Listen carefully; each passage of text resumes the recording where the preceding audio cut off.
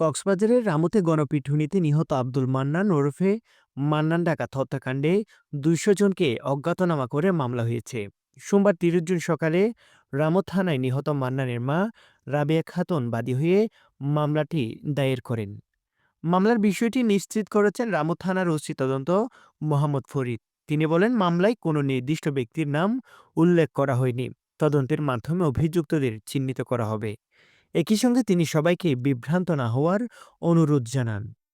এর আগের দিন রোববার কক্সবাজারের রামু উপজেলার খুনিয়াপালং ইউনিয়নের কম্বনিয়া গ্রামে এই ঘটনা ঘটে।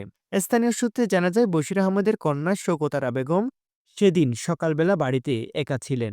সেই সুযোগে ঘরে ঢুকে পড়ে স্থানীয়ভাবে পরিচিত ডাকাত মান্নান।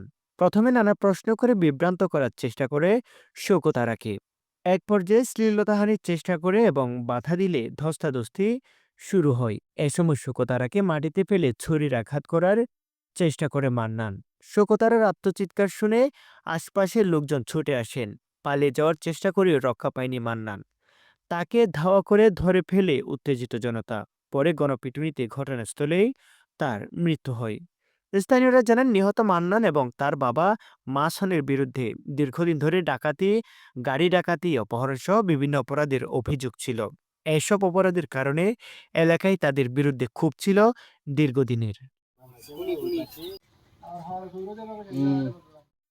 মোহাম্মদ আবদুল্লাহ, রামু খবর 24।